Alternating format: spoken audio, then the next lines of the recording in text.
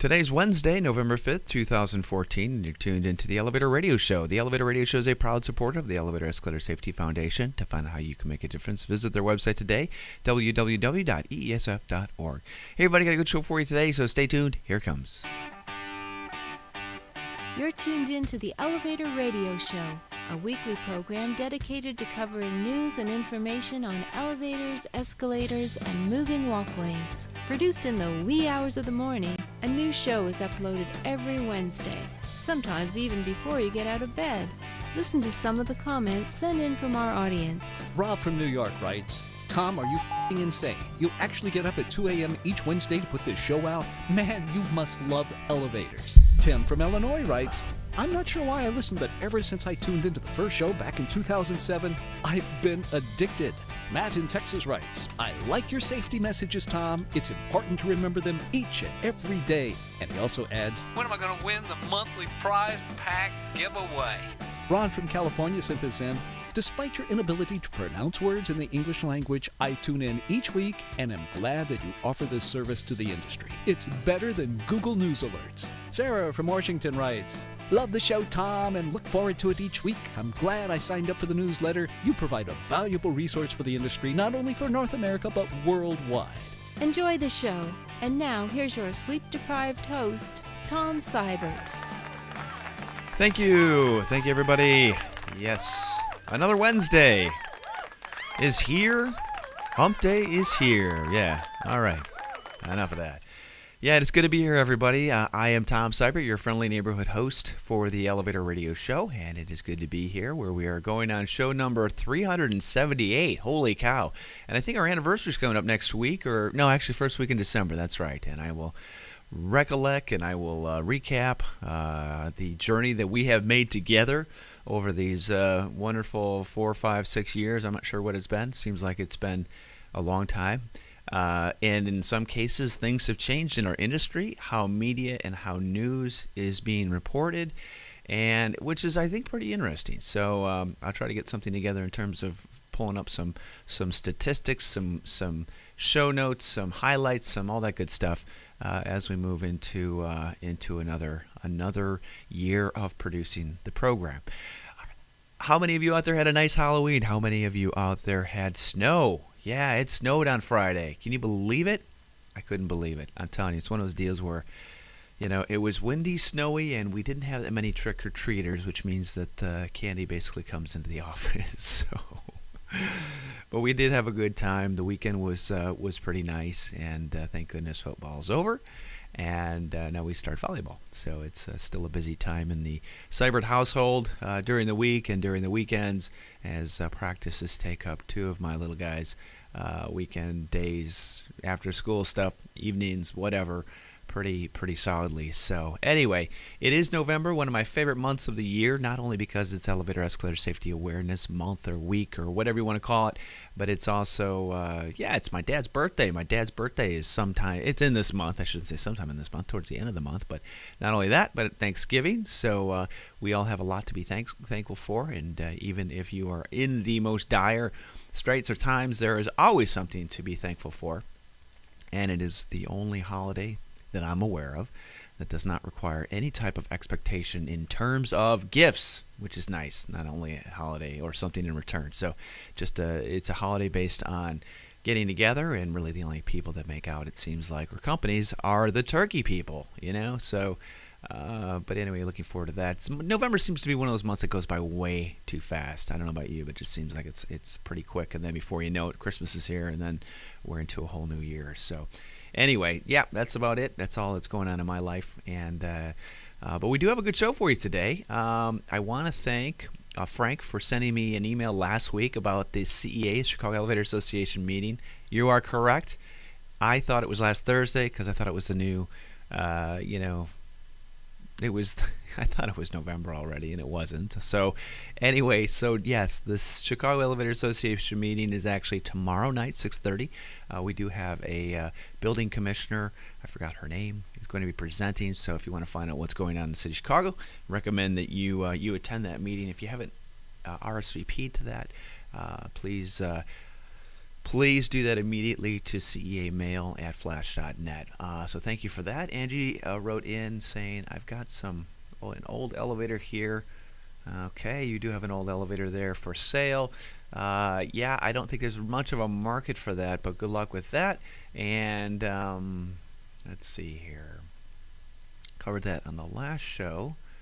Got a mechanic in Ontario wondering, oh, here we go. Hello, I'm a elevator mechanic from Canada. I was wondering where you guys are based out of. It's not often I come across a fellow elevator nuts like myself. Yeah, we're from Chicago. So, yeah, it looks as if we are kind of within the same latitude line as you guys. But, man.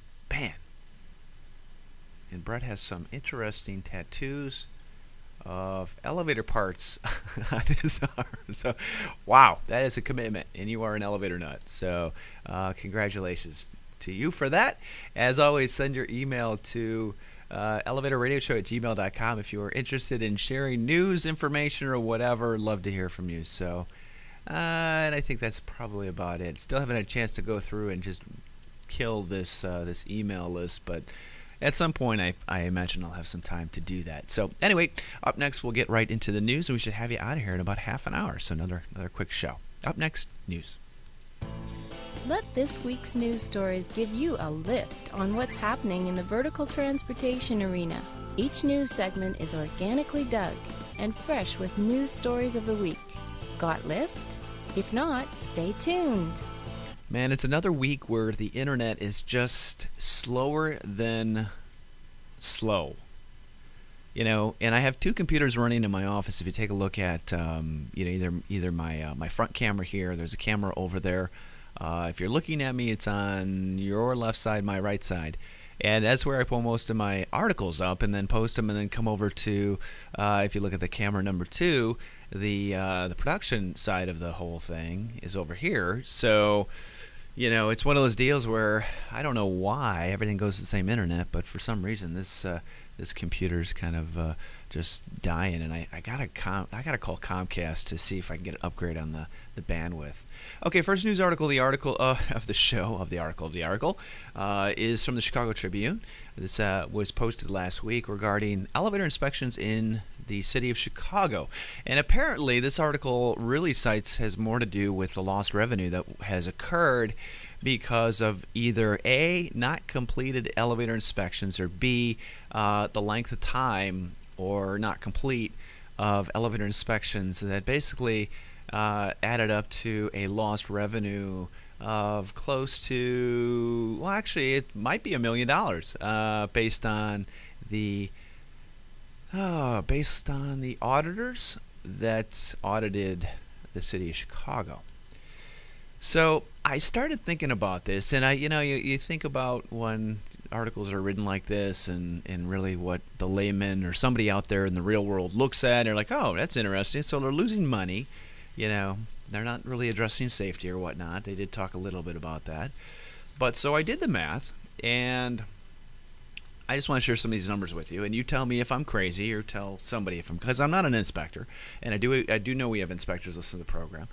So, given the fact we've got 52 weeks in the year, that's about 260 work days, probably less than that because I'm not including holidays or vacations, but equates to about 2,080 hours of actual work, if indeed, you get 8 hours of work out of a person or inspector, whoever for that matter. And I can speak from personal experience. I don't get 8 hours of work, I don't think, out of most of the people I work with. And honestly, I'm not sure if I'm able to give a full 8-hour work week there. Thus from. Anyway, so basically doing the average numbers here, inspectors which are on payroll are 11.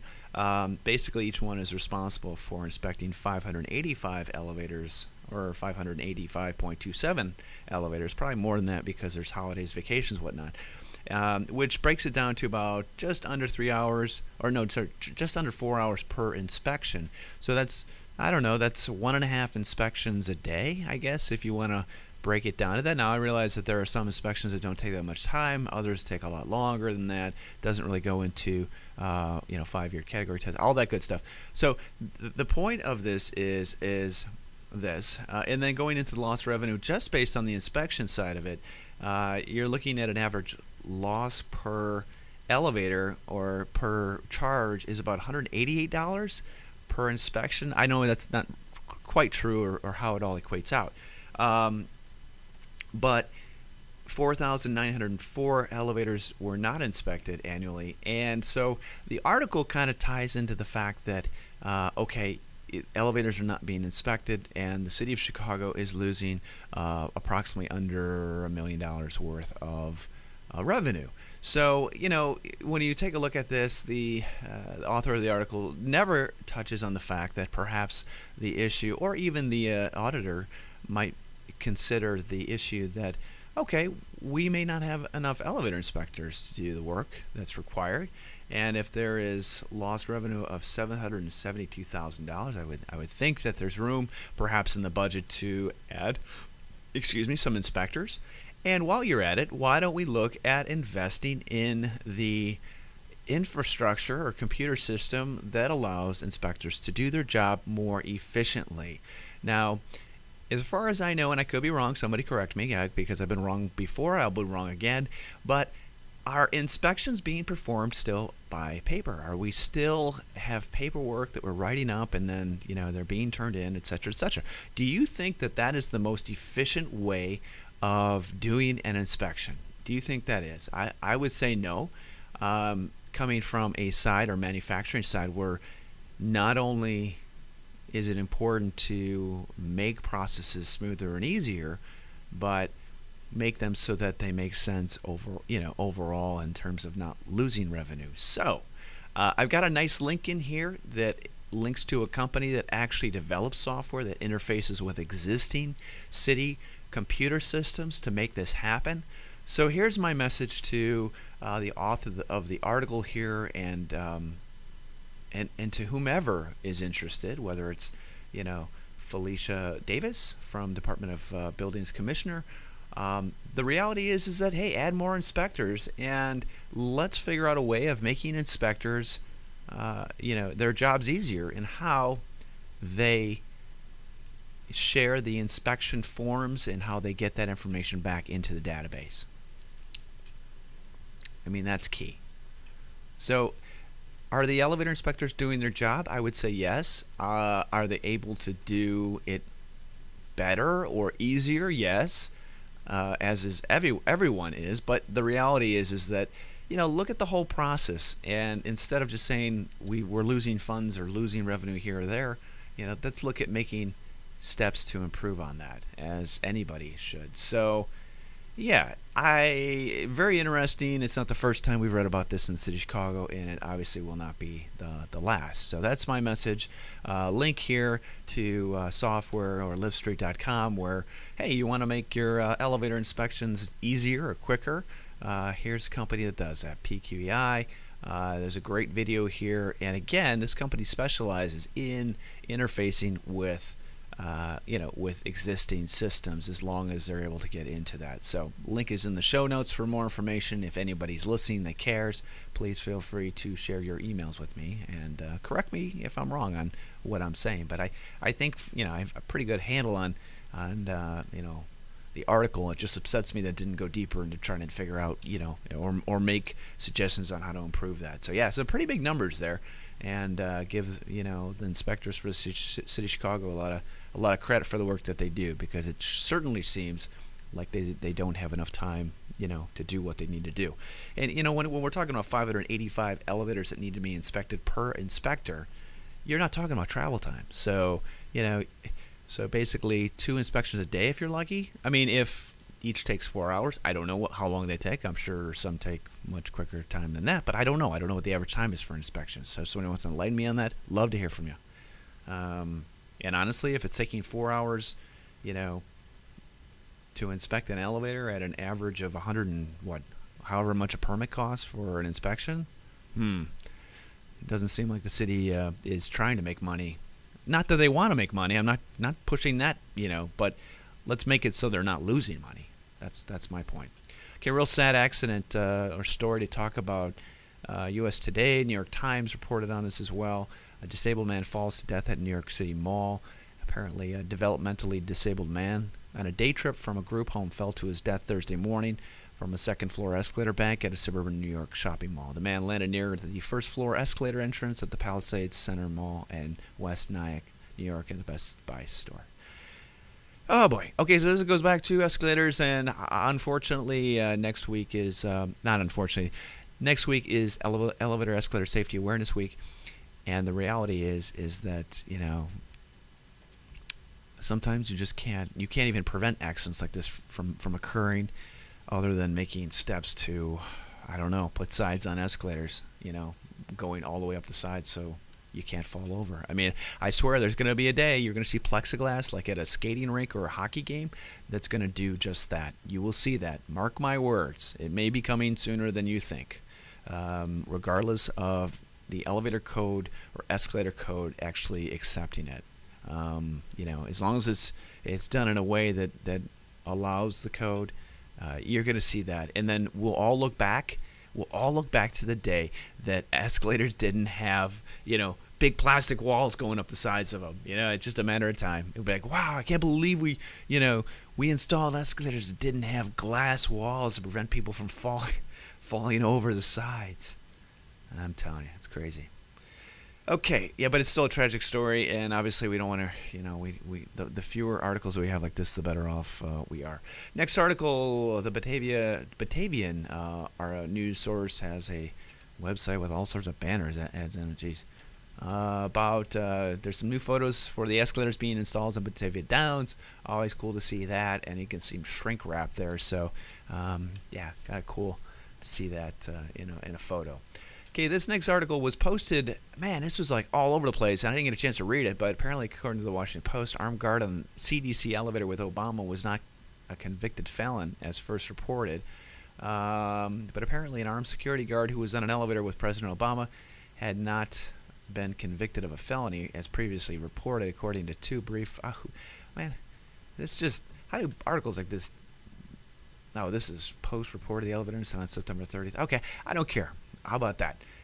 It's an article we talked about on the 30th, but I was surprised at the traction that this did get. So apparently the security guard was fired, blah, blah, blah. Doesn't really have anything to do with anything.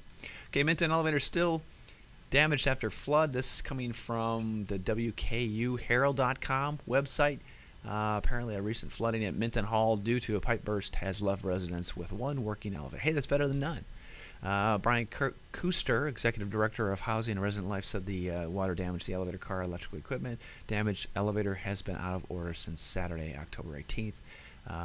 Damage is about $32,000, and I have a feeling that maybe insurance might cover that, but I don't really know. So anyway, that's at a dorm in Louisville. And there's an ad for Big Al's in Chicago for some gyros. That might be what I'm getting for lunch. Yummy. I'm hungry. Actually, it's not quite ready for lunch yet, but we're getting close to it, even though it's only 5:12 in the morning. Okay, guard fired after Obama visited. The same kind of article we just talked about before. The WorldBulletin.net reporting the 25 face charges over the Turkey elevator deaths. If this ever loads up, we can actually cover it. But again, this is something that happens in other countries, does not happen in the United States.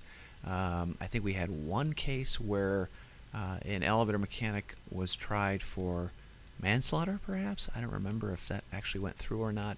And there's nothing on the page, so maybe this will load on your page. But just just realize that, when people are put on trial for either work they did or did not do, that in itself is incentive to do a good job each and every day.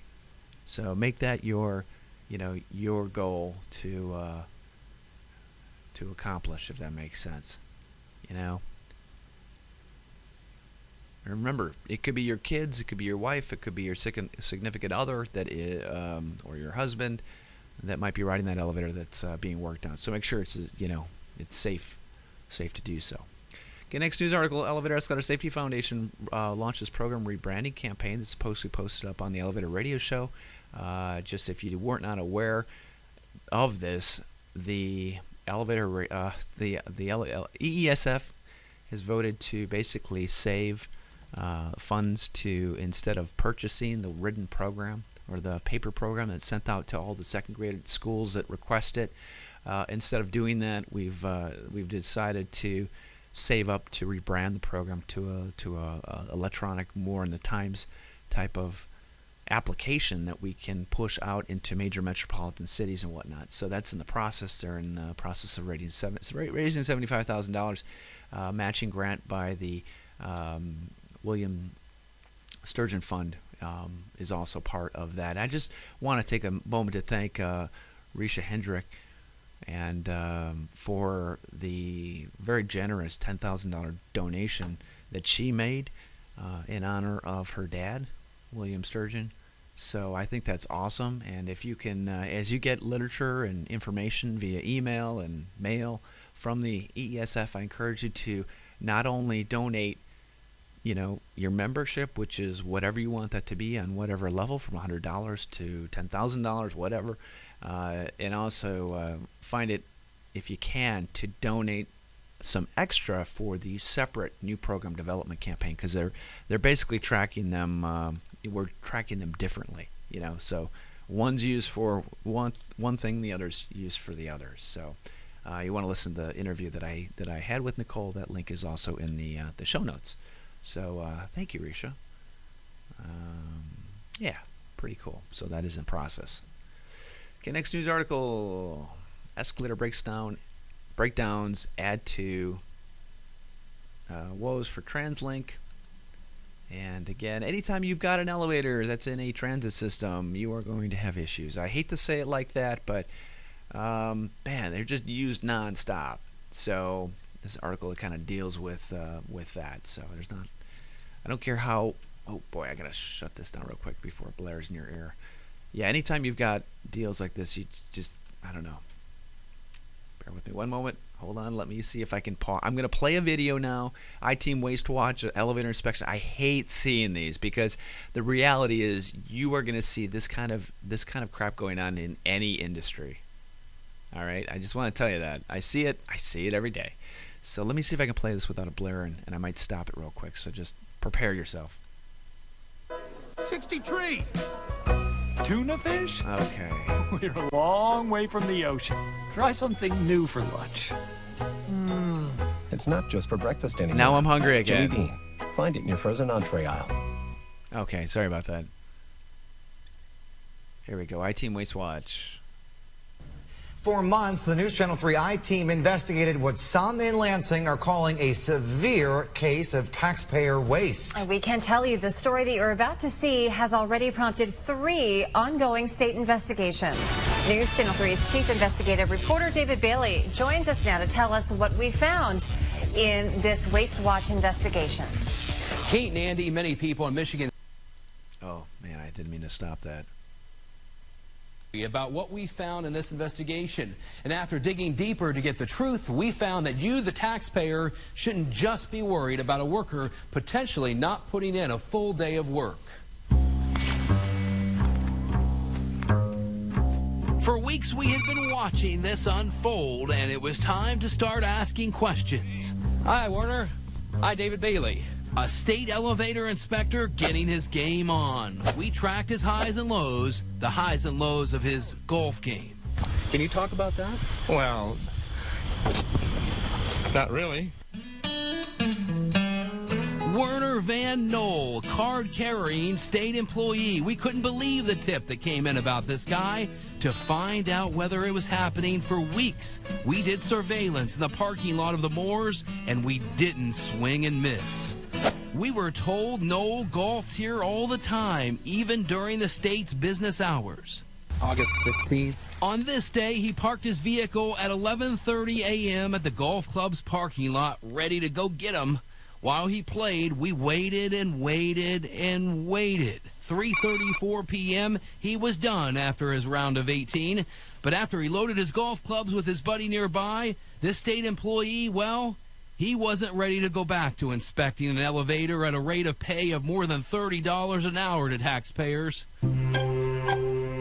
Instead, he sat and sat and sat and then zoomed back to the clubhouse again. About 30 minutes later, 4:07, and he's taking off. Nearly 5 hours at the golf course during the state's business day of 8 to 5. 4 days later, Werner Van Nol was back again at the Moores Golf Course. You could see him backing that black vehicle up to the trees. We sat there so close by and watched him prepare for what could be a long day at the golf course. He had everything with him: his clubs, got his towels, pink shirt, white hat, liquid in the front and liquid in the back, and just like that, he scrambled.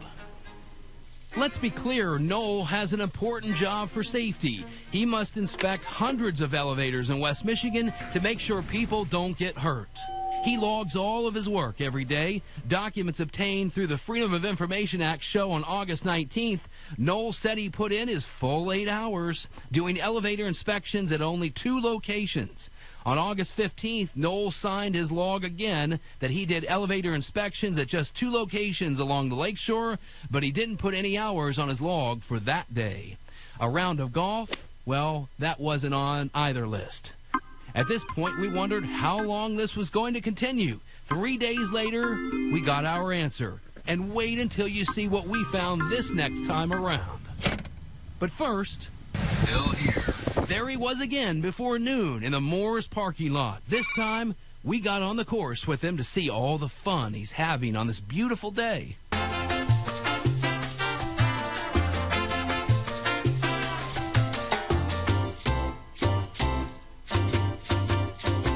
Back at the clubhouse, I got the courage to flip open his license plate holder, and oh boy. Turns out he wasn't just bringing his work with him to this golf club. That car he was bringing to the course, this unmarked black Chevy Impala, we found is indeed owned by you, the taxpayer. August 26th, August 29th, we watched him golf 2 more times out here. Finally, when he arrived and we saw him golfing during business hours for the 6th time on September 9th, it was time to ask him what's up. We saw him pull his government vehicle into the parking lot just after 12:30. On his way to the clubhouse, he clapped and said his hellos and got ready to roll as we watched him from afar. So we wanted to ask him some questions right here on the golf course. This is hole 3 at the Moores Country Club, and we caught him just as he was putting right there on green number 3. Hi, Werner. Hi, David Bailey for Channel 3. I was wondering perhaps why you were out golfing today. What's that? Are you supposed to be working or golfing today?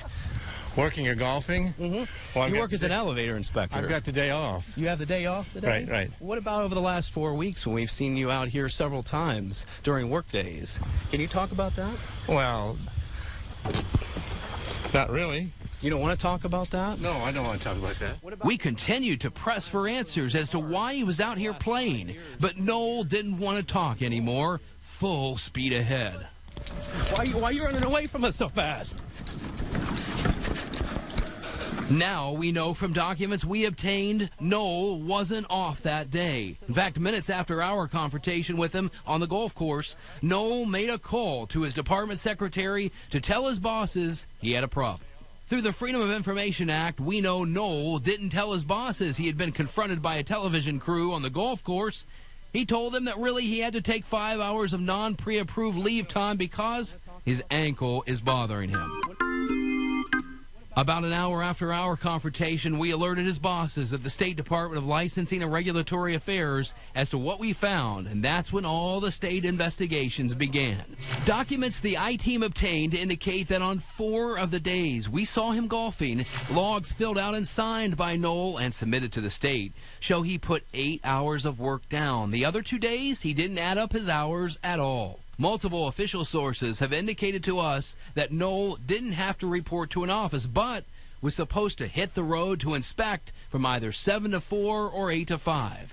After all, the elevators in most businesses would not be available for inspection beyond the state's typical business hours. Though Noel's attorney, Jim Hills, today disputes what the state's telling us and issued a statement to us, quote, Noel was under the understanding he could work outside the hours of 8 to 5. As for work performance, we did some history on this, and documents indicate Noel did not complete a chunk of what he had to do annually for inspections over the last 3 years. When we looked at the entire elevator division, our I-Team investigation found the state is falling terribly behind in inspecting elevators across the state with a total of 23 inspectors. We found many elevators haven't been inspected in several years, including this one that hadn't been inspected since 2009. Two reports from the Auditor General, one from 2001 and one from 2010, found the elevator division in this state, quote, did not inspect elevators and elevating equipment in a timely manner. We found in this investigation the backlog of inspections due is up 3,000 from where it was in August 2012. The folks at Licensing and Regulatory Affairs didn't answer questions on camera pending ongoing investigations, though leaders did issue a statement to us, quote, Laura takes these allegations very seriously, and we are working closely with the Attorney General on this investigation. This incident has also prompted us to review internal systems to make every effort possible to ensure this type of behavior does not occur again. We are focused on working with the legislature and continuing our efforts to improve the efficiency of our inspection process so that all elevator inspections are done in an effective and timely manner. Governor Rick Snyder says the Attorney General in this state is investigating any criminal wrongdoing. Yeah, I know you've been doing an investigation on someone in licensing and regulation, and it sounds like they should be investigated. As for Noel's status, we found he is currently on paid sick leave, still paid by taxpayers, despite what we found here, 6 golf outings in a matter of 17 business days. In addition, Michigan's Department of Management, Technology, and Budget confirmed to us it's investigating Noel's apparent unauthorized use of the government vehicle. Now, tomorrow on News Channel 3 Live at 5, we're not done here. We're headed to the state capitol, and we can tell you one lawmaker is already drafting legislation to make some big changes here. David Bailey, News Channel 3 I-Team. If you have some... That's just hard to watch. I don't have really much to say about that, other than the fact that, yeah, that's not what we're about here. That's not the job each one of us is trying to do each day. I want to say that is a minority of people out there, of all of the people that I've worked with, over the years, whether it's on the phone with support, whether it's inspectors, you do run across some that are just, going to work the system and don't care. The reality is that this is unfortunate. This is really unfortunate, and obviously something you don't want to see. So, it's not good. Well, it'd be interesting to see what the state comes up with, or what the changes in legislation are going to be. Honestly, third-party inspections have not necessarily worked in other parts of the country. Some places it has. So the reality is that an inspector should be a pretty viable job to have. It certainly carries the respect that most deem as somebody that is concerned and and going to make sure that the lift equipment is running, installed, and updated properly. So anyway, yeah, that one's a tough one. So and also in terms of lessons out there, man, you never know who's watching you. Never. So the next time you want to work 5 hours a day or whatever, somebody knows you're working 5 hours a day. It's very difficult to. Your boss knows when you're leaving early, so just do your 8 hours, be safe about it, and go home to your family each day, and don't do stupid stuff like this. Okay. Next news article, Symposium on Lift and Escalator Technologies has got a request for call of papers.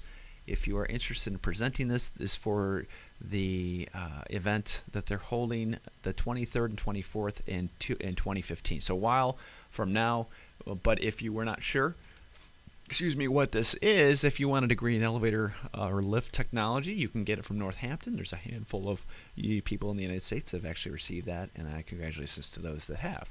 Okay, next news article and the last one for today's show. This is actually an article we covered a while ago relating to a woman who was had an escalator accident. Actually, this is a recent article that notes they found the cause of her death. Actually, the accident occurred last January, but they are now ruling that it was caused by her scarf getting caught in the escalator. I'm not sure why it took 10 months to figure this out. No offense to the Canadian or Montreal Fabre officials, but again, loose clothing, anything that could get caught in an escalator should not, you shouldn't even get on an escalator if you've got a Sherpa or a long dress or whatever. I mean, it's, I don't know how to get that message through, but and here's a notice about that. It's got a person with a shoelace getting stuck in the escalator and then also holding a scarf. So reality is here, it's, you don't think about stuff like this. So, and that's going to pretty much do it for the show, everybody. As always, thank you for joining me today, and make sure your day is a safe one. Have a great week and a great rest of the week. Be safe. Try not to go crazy. And we'll be back next Wednesday with a new show. Take care, everybody. Bye-bye.